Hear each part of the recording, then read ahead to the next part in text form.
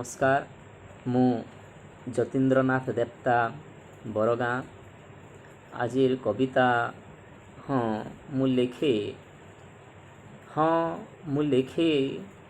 खोला आकाश तले गुम मारी बसिथिबा लेखकटे पाई निज लोकंकठू भल पाइबार भिक मागुथिबा भिक्षुकटे पाई मु लेखे असमयरे ढली पड़िथिबा कलिटे पाई बयस आगरे बलि पड़िथिबा मालिटे पाई मु लेखे भिटा माटी लागी संग्रामरत माटीर मणिषटे पाई अमणिष हीन पाशविक कलुषटे पाई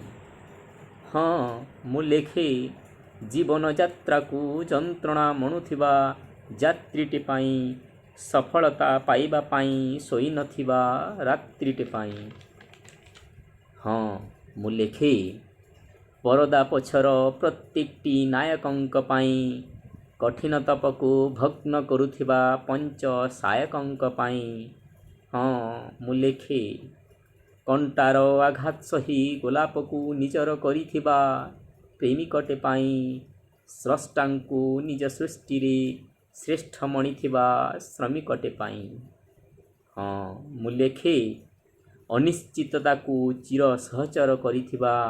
अपलक अपेक्षाटे पाई हजार थर हारिबा परे मध्य करुथिबा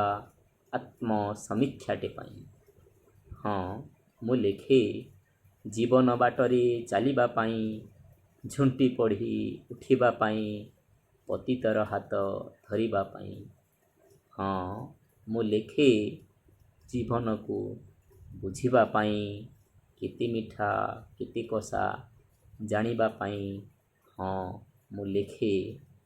जीवन को बुझिबा पाई जीवन को बुझिबा पाई। धन्यवाद।